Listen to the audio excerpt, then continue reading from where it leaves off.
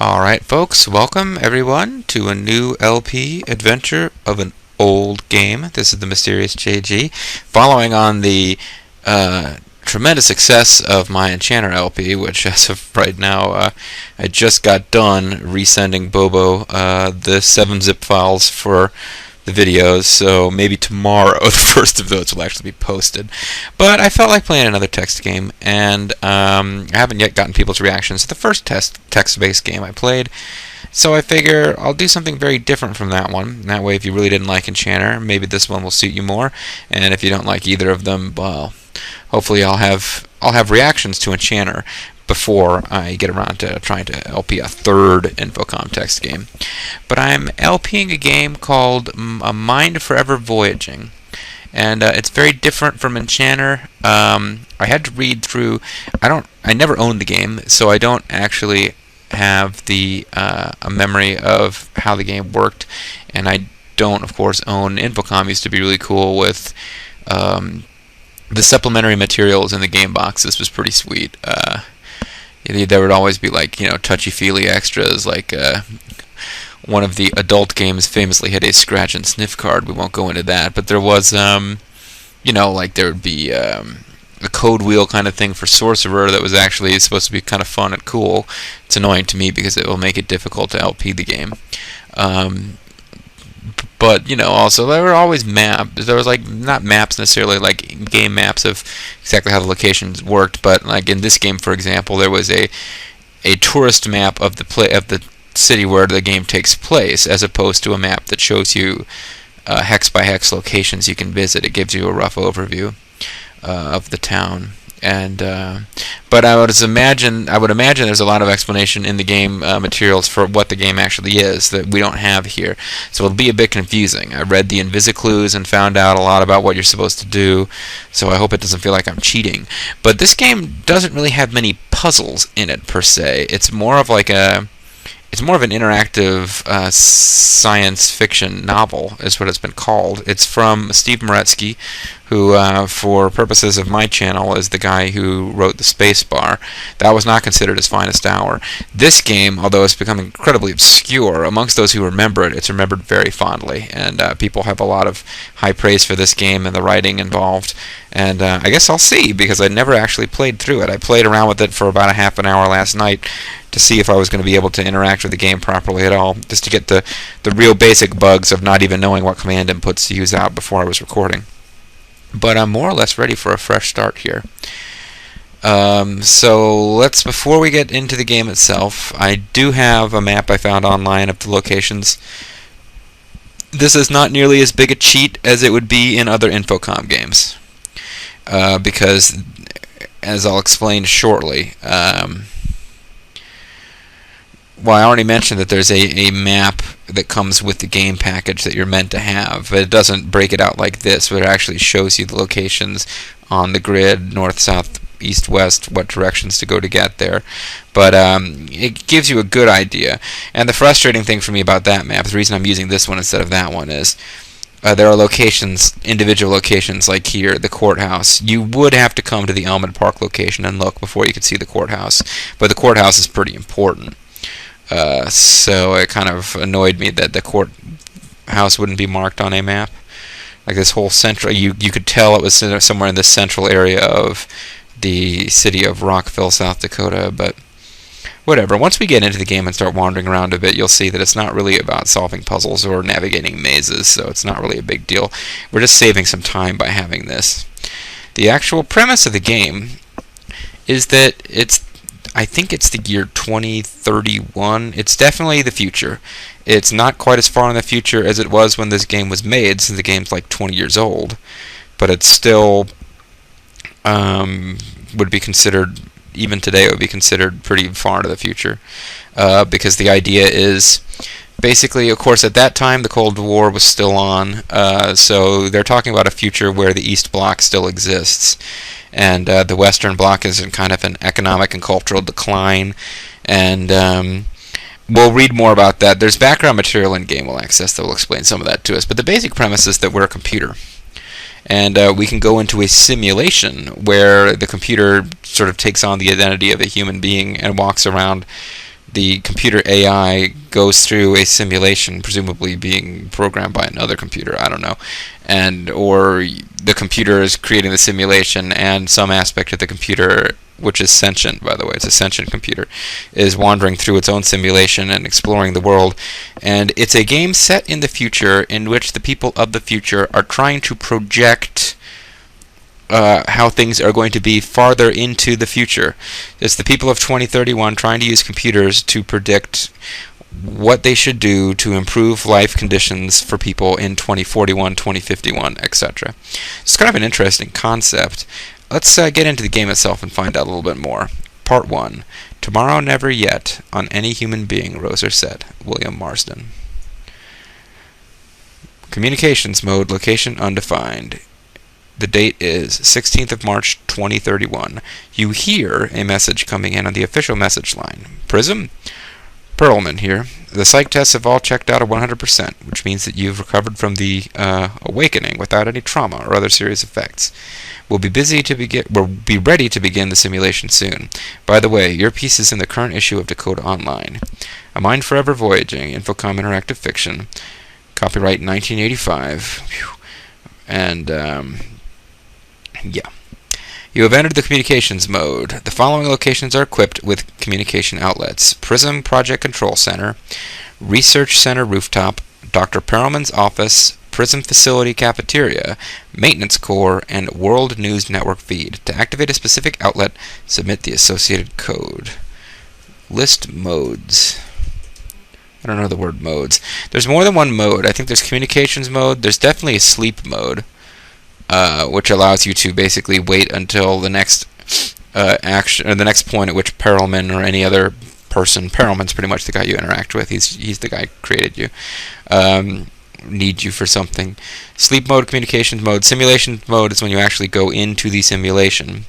And that reminds me, I need to make sure I've got it available. Somebody had on their web page came up with, you can't see it perfectly, the screen is not framed for the recorder, but it's something where you can plug in and get the codes to get past. That's the copyright protection of this game, is you have to input a passcode to get into simulation mode. You can't win the game without simulation mode. 90% of the game takes place in simulation mode. There's also a library mode where you can just read information. So let's enter library mode. You've entered library mode. Current directory is Perlman Personal. Consult menu for data retrieval. And you actually, this doesn't work like normal Infocom texts. You don't type in a command and press enter.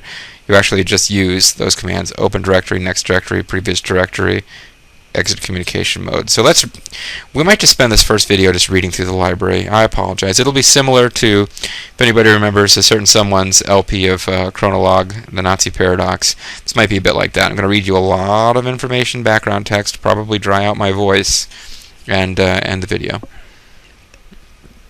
But from what I'm told, this is a very interesting interactive fiction game, very unusual interactive fiction game, and hopefully it'll be worth it. So let's see. Perlman Personal. Open current directory. Oops. Prism name. List TDD resignation letter. Resignation letter. Alright, well, let's read the current file. Prism name. Pursuing you in your transitions in other motes of other myths. Your requisition be, the prism never held the hues, it only heard them play. Emily Dickinson. Okay. Memory is a prism through which yesterday's light has passed, split into a rainbow of moments, each colored more dimly than the last. How will today's light look tomorrow, and how would tomorrow's look today? Would the filter of time be as brutal if that prism were to weigh? Absur Honarth, Secret Recreations of the Soul. End of file. Okay.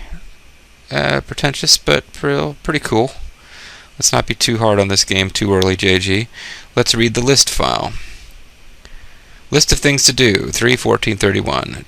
World News Network interview. Second quarter budget to gold. Lunch with Jeff and Beth. Review, maintenance, technician resumes. Call Dakota editor. End of file. Resignation letter. Miss Vera Gold, Project Coordinator's Office. Dear Miss Gold, as you know, I have been unhappy for quite some time with your management of the prison project. However, until now, I have always been able to live with your meddling incompetence. Your inept, disgraceful, and insulting handling of the Phase 3 funding request has exceeded the generous boundaries of my patience. This was more than just another in a long series of Varigold fiascos. This episode has seriously undermined the morale of my team and endangered the project's long-range chances for end of file.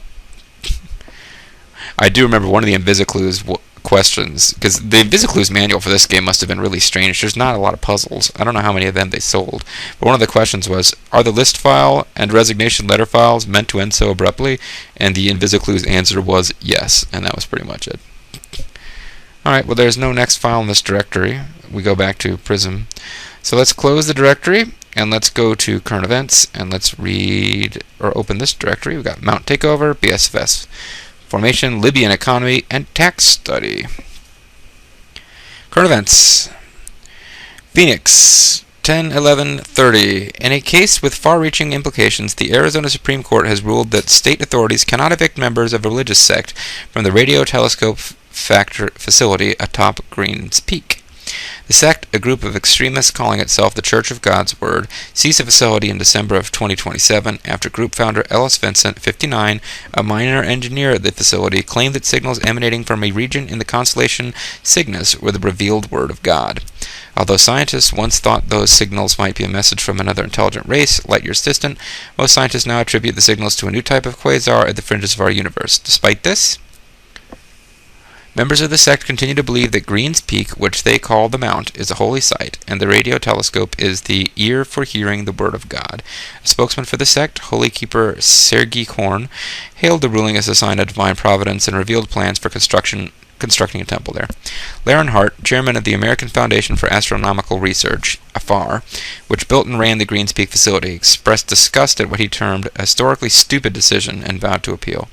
The Church of God's Word, which received a great deal of media attention from the occupation of Greens Peak, has been growing rapidly during the past 3 years, and it now claims 20,000 adherents worldwide. Vincent, who is referred to by his followers as the Holy Prophet, has not been seen in public since the takeover. End of file. Let's go to the next file, BSF Formation. Open that, or read it. Colorado Springs, November 17th, 2030. Congress has approved the establishment of the Border Security Force as a separate, independent, uniformed military service to be headquartered in the Colorado facility known as the Pentagon of the West. I do not like where this is going. Since its creation in 2021, the BSF has been jointly administered by the U.S. Army and the CIA. Today's action makes the BSF the 7th branch of the armed forces, joining the Army, Navy, Marines, Coast Guard, Air Force, and Space Force. Commander Ryle McLaughlin, the current chief of the BSF, said that the BSF now has the leeway we need to take the tough stance and courageous steps necessary to keep our nation free from the threat of nuclear blackmail. Apologies, folks, but every time I hit more, it takes me a second to figure out at what line I'm picking back up again. The BSF was established by executive order in 2021 after the completion of the USNA's Troy anti-missile shield, and the East Bloc's counterpart system fundamentally altered the East-West nuclear arms race, from the building of missiles to the smuggling of miniature bombs. And, that's not too far off of the truth. I remember part of the big fear when we were getting ready to go into Iraq was that somebody would smuggle a dirty bomb into the United States and set it off in a city. Nobody was worried about an attack like in the missile form. They were worried about something coming into the country and being assembled there. In its first 9 years, the BSF has thwarted 13 attempts to bring fully armed nuclear devices into the USNA. I'm not sure what that stands for, but presumably it's some kind of 1984-style superstate on the North American continent, as well as countless attempts to smuggle various parts and supplies that could be used for the construction of nukes. It is unknown whether any bombs have actually penetrated the American border.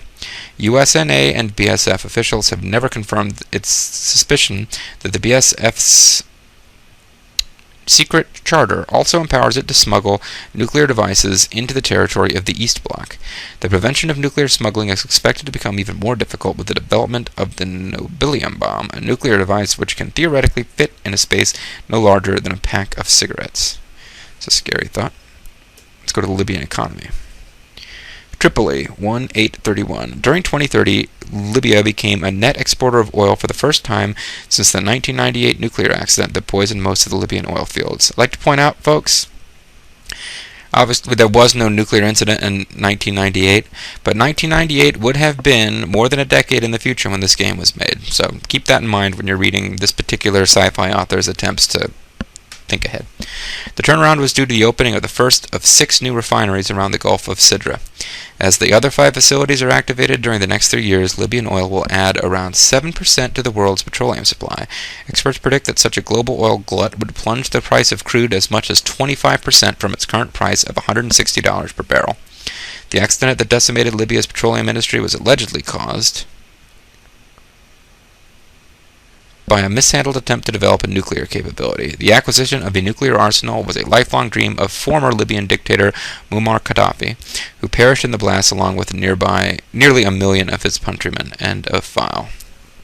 Another nasty little piece of future dystopia. Tax Study, Vancouver, 2631. The prestigious Manning Institute has released a study entitled The Tax Spiral, A Vicious Cycle, which details how non-reporting and underreporting of income is undermining the current tax structure. The study concludes that, unless changes are made, the Federal Reserve System could collapse by the end of the decade. The tax spiral is the phenomenon where high rates cause more people to cheat on their taxes, necessitating even higher taxes, causing even more people to cheat, and so forth. Economists believe that the current tax spiral began in the late 20th century. The following chart shows the growth of the underground economy. Income non-reported and therefore not taxed. And you can see the current tax rate as this game takes place is 80%. This is the nightmare of all Ron Paul supporters. And non-reported income is about a third. And as they say, as the tax rate goes up to 96%, that more than 3/4 of income will be unreported. So, a little bit of a future economic dystopianism. If you're not into futurism and dystopianism, certainly an economics lesson will interest you folks, right? Okay. Let's close this directory. Let's go to plan data. Open.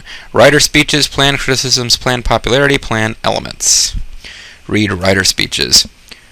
Senator Richard Ryder is the foremost spokesman for advocates of the plan for renewed national purpose. Here are excerpts from several of his speeches on the plan. I've criticized the shiftless troublemakers in our nation often enough, but I also question the moral decay of our society that turns potentially fine young lads into shiftless troublemakers in the first place. Is it possible we've forgotten the basics of discipline and misplaced the ability to instill the simple fundamentals of a humane society in our youths? Yesterday I spoke to a man who waited for 11 hours at the local branch of the Federal Firearms Agency just to get a permit for a gun so he could protect his family and his home. Now, anyone who knows me knows I haven't got a darn thing against legitimate functions of the government. But when regulations, paperwork, and flim-flam bureaucracy get so out of hand that it interferes with a man's simple, decent attempt to protect his loved ones and personal property, then I say it's time for a drastic change. Last year, this country subsidized sick, inefficient, dying industries to the tune of $80 billion. Now that's a lot of dough. Let's say you're Joe average taxpayer. Last year you made $90,000, and if you're honest, you paid about $48,000 in taxes. That means that you spent about $400 so that Penn Steel or Power Computers or KGN Media Services could stay in business. There are a lot of things Joe could do with that $400, and almost every one of them would have a healthier effect on our economy than life support for some archaic industry. A lot of bleeding hearts these days are talking about how we ought to be sending a lot of money and stuff to countries that aren't as lucky as us. These misguided souls seem to think we're some kind of bottomless well of wealth, and they can just keep shipping that well water around the world, telling their thirsty little friends, no need for you to knuckle down and solve your problems, we'll keep bailing you out. And who are some of these poor little countries we're talking about? Greece, Guatemala, North Korea, Albania, the same countries that are always against the USNA in every issue, every form, every two-bit propaganda show. I think I speak for a majority of my fellow citizens when I say, let's start looking after our own interests first. Yes, the problems in the nation are many. The troubles of the world are great. There is widespread despair among the people, and a clarion call cries out, Why? Why must this be so? And now, electrified by the power of those cries, clouds of change are gathering on the horizon. Clouds that signify not another storm, but the dawning of a new day of growth, of prosperity, of hope, of reawakened moral values, of streamlined government, of respect for our country at home and abroad. The plan for renewed national purpose would bring all that and more. The road is long, but with the Lord at our side, we are ready to take that first step. End of file. And I didn't know that he was going to invoke the Lord when I gave him a southern accent, but it seems appropriate now. And I do like that Greece is the country that's receiving a bailout in this sci-fi game written in 1985. That's pretty awesome. So let's look at plan criticisms. Read that. The following excerpts are from a position paper issued by Citizens for Sanity in Government, a political action committee working for the re-election of President William Bowden. Many of today's domestic problems, such as joy booth safety, high energy costs, or residual acidity in our precipitation, exist not because of sophisticated government regulation, but despite it. Subsidization of industries caught in a changing economic environment is a temporary measure, vital to avoid severe localized unemployment or retaining workers for healthier industries. Global instability is exploited by East Bloc adventurism, not caused by it. Instability is the result of underdevelopment and overpopulation, and it will be cured not by militarization of these regions, but by development aid and education. These programs, expensive in this generation, will have tremendous paybacks in the years ahead. The plan supporters are blatantly hypocritical. They call for old-fashioned laissez-faire capitalism, but at the same time they promise protectionist restrictions on trade imports. They pay lip service to the advantages of technological advance, but they quietly prepare to decimate funding for medical research, space exploration, and higher education. The elements of the misinformed plan for renewed national purpose are either dangerous overreactions to admittedly serious problems or misguided concepts lacking any merit whatsoever. The plan is the work of hypocrites and demagogues, clamoring for power by making promises they can never keep. Today's complex problems need and deserve sober, deliberate, difficult solutions, not cosmetic quick fixes which sound inviting but promise even bigger problems further down the road. End of file. Now we got plan popularity. It's a Newsline poll. Strongly in favor has started at over 50%, has gone up. In favor has gone up. Don't care has gone down. Opposed was low, has gotten even lower. Although strongly opposed has gone up slightly. Interesting. So the people seem to be in favor of the plan. Composite average of opinions of individual plan elements, entire sample. Oh, percentage in favor or strongly in favor of the plan demographically. Conservatives, strongly... It looks like conservatives like it more than liberals, but they both like it. Everybody seems to like it, actually. Business owners like it more than anyone else. This should alarm you. Okay. Plan elements is the next file. Oh, a message begins coming over the message line. Perelman to Prism. The programming team has finished entering the parameters for the plan. This is it. You can enter simulation mode at any time. The social science group has come up with a list of things to record. Because what we're actually doing, folks, and that's why I was trying to read up on the plan before the game kicked in. The actual purpose of this entire game is that we are going to run a simulation of 10 years in the game's set in the future, 10 years in the game's future, under the plan. And that's apparently what you're simulating, and that's what we're going to go. We're going to observe, see what's going on, report data back to Perelman and the other project folks. The Total Science Group has come up with a list of things to record. And that's the irritating mechanic of the game, is that you have a limited amount of space that you can record. You have a record buffer that fills up. And therefore you can't just wander around and see interesting things. You kind of have to know it's coming and be recording. Otherwise you have to record all the time and you run out of space and you end up having to leave the simulation, have Perelman view all of your stuff, then go back in. It's kind of irritating. But at any rate, what they want us to come up with, what they want us to record is eating a meal in a restaurant, talking to a government official, visiting a power generating facility, reading a newspaper, riding some form of public transportation, attending a court in session, talking to a church official, going to a movie, and visiting your own home or living quarters.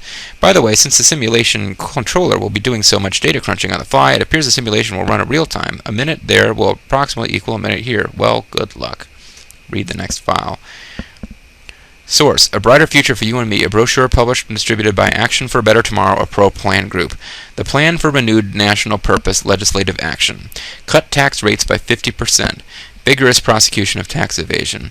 Decentralization of federal responsibilities. Deregulation of all major industries. Reinstatement of the military draft. Emphasis on fundamentals and traditional values in education. Mandatory conscription for troublemakers and criminals. A strict USNA first trade policy. Termination of aid to nations not pro-USNA. Cutbacks of all types of bureaucracy, e.g. registering cars, guns. Termination of government subsidies to outmoded industries. The plan for renewed national purpose, constitutional amendments. Increase the powers of the executive branch. Increase the presidential term of office to 8 years. End of file. I don't know. Do any of those things sound like good ideas to you folks? I have a strong suspicion of where this game's going, because if we go into this the simulation and everything's wonderful, it doesn't seem like it would be a very interesting game, now does it? At any rate, let's go to the previous. Let's close the current directory. Prism Interfaces is the last directory we can look at. Let's open it. Simulation controller, HVAC controller, janitorial controller, traffic computer. Simulation controller is a high-speed, super sophisticated processing unit that stores all data and handles all sensory inputs for Prism simulations. A current status report can be obtained via interface mode. End of file. I don't actually know how that works, but I probably need to find out before the game's over. HVAC controller, read. HVAC controller status. The complex is divided into 4 different sectors, and the controller can be instructed to shut off or turn on the systems in any of them. For example, HVAC controller, shut off cooling for alpha sector, start ventilation in gamma sector, turn on heating to all sectors. HVAC controller status orders the device to give a report on the systems by sector. Let's look at that previous file, the simulation controller. Let's read that again. Yeah, I don't understand how you're supposed to get that report, but the 4 function. Okay, the janitorial controller is a simple computer for schedule. Okay, so these are separate computers that you can interact with. Janitorial controller is a simple computer for scheduling various custodial functions. 4 functions that can be independently scheduled for any time between 8 p.m. and 11:30 p.m. Times must be submitted in numeric form. For example, janitorial set bathrooms for 9, change rotating functions at 10:30. That doesn't sound interesting, but it might be useful. Metropolitan traffic computer controls all ground and aerial traffic patterns for Greater Rockville based on expected periods of heavy usage, although it is a sophisticated expert systems interface is limited and simple. The start and end of the morning rush hour can be scheduled for any time before noon, and the start and end of evening rush hour can be scheduled for any time after noon. Times must be submitted in numeric form. Okay, well, that's probably enough of that. Let's exit to communications mode. Let's go to... These are basically the locations of, like, as far as I can make out, these are where there are computer monitors where you can pop up and see what's going on. It's like Skynet, you've got cameras and you can see what's going on and talk to people. Let's go to Dr. Perlman's office. This is the office of your creator, Dr. Abraham Perlman. It is cluttered and disorganized. Overstuffed bookshelves line the room. Perlman's desk is covered with a number of items, including a decoder, a map of the city, a ballpoint pen, and a printout of a magazine article. These are actually the items that come with your package in the game. Dr. Perlman is sitting at his desk, reading through stacks of papers and occasionally typing on his desk terminal. Perlman. Hello. Perlman smiles warmly. Prism, I'd love to chat, but I've got a stack of paperwork you could lose a skybus in. Perlman. Hello, sailor.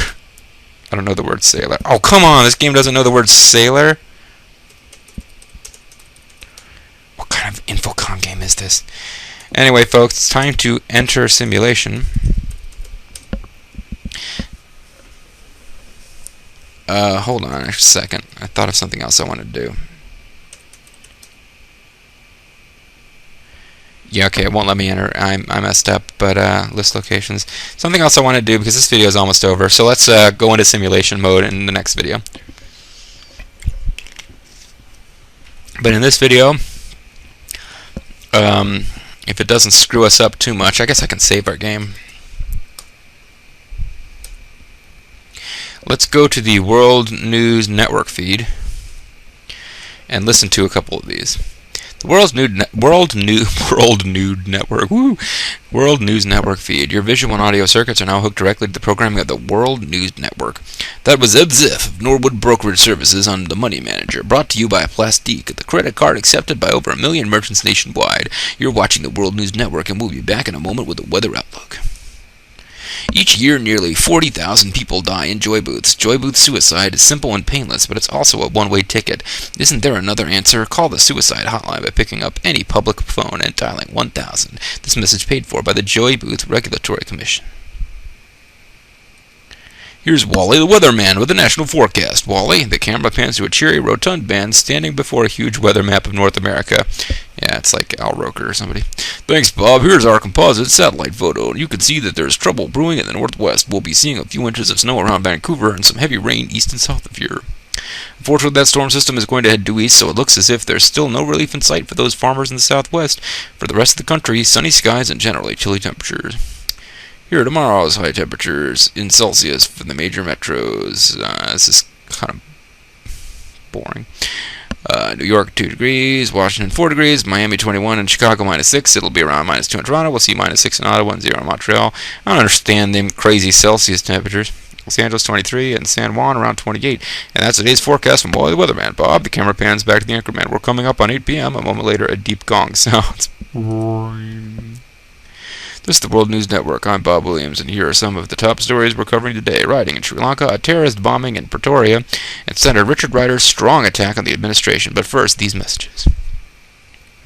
A man appears holding a magazine. He yawns loudly. Omnifab Skycar 2032 has been awarded Skycar Enthusiast Car of the Year award. Some things never change. The man looks up as the car whooshes by overhead like a fighter jet. A narrator intones quality, comfort, safety. Omnifab. Quality, freshness, and flavor. New England fresh-dressed pork. The camera pans down row after row of medicine bottles. A voiceover says, only one multi-system cold remedy comes with no strings attached, double money-back guarantee. The camera stops on a slender bottle with a bright blue label. Normal Cold can make that guarantee because we put results in every bottle from Huang Laboratories. Keep waiting for something. Yeah, here we go. The news should give us some color and background to this world. The anchorman reappears. Food riots in Sri Lanka worsened today as army details were removed from relief distribution to protect the presidential palace and other government buildings. A grainy visual showing armed troops firing into a crowd accompanies the story. Well, that's nice. The continuing drought in India threatens that country with its 5th food shortage in the last 6 years. A government spokesman called the outlook optimistic, but said that rations might be cut 10% as a precautionary measure. At least 40 people were killed yesterday when a bomb demolished a bank in downtown Pretoria. The picture shows South African soldiers combing through rubble, then an image of a woman crying. Responsibility for the bombing was quickly claimed by Wizzo, the radical white terrorist group responsible for last summer's shooting of Prime Minister Menetu. Next, excerpts from Senator Richard Ryder's blistering attack on the administration after this. A woman is walking down a dark, deserted street, glancing fearfully around. The sound of a heartbeat, growing faster and louder, fills the soundtrack. Suddenly, the woman screams, and the screen goes black. A narrator with a deep, silky voice reads the stark titles that scroll by. Year after year, street crime increases. Doesn't it make sense to protect yourself? G&G Super Mace is the strongest crime repellent allowed by law. Don't wait until it's too late. Time passes. In a speech before the National Council of Educators, Senator Richard Ryder blasted the Bowdman administration's educational policies. An excerpt from the speech is shown. Ryder is a keen-eyed man with coiffed hair and a telegenic charisma. Must we continue treating our schools as prisons and our prisons as schools? Let's give our sons and daughters the education they deserve. The administration spokesman called Ryder's criticism simplistic and demagogic. A WN poll. You don't call someone demagogic in the media because the people that they're appealing to won't understand what you mean anyway, and you sound like you're being an elitist. A WNN poll released this morning showed that 64% of the public thinks the administration's educational policies have failed, and for the first time, a majority of people agree our school system is out of control. In Rockville, South Dakota, scientists of the PRISM project are scheduled to end an 11-year phase of the project by activating what they hope will be the world's first intelligent computer. Successful PRISM's first task would be to study the effectiveness of the plan for renewed national purpose. Stock prices fell sharply today. Okay, I probably don't care about this anymore. Let's go to... Well, let's enter a simulation. But let's do that in the next video. We have to put in our code here. Black 95. We have to put in a code of black 47. I wish I were a fisherman. Is that a Black 47 song? I don't know.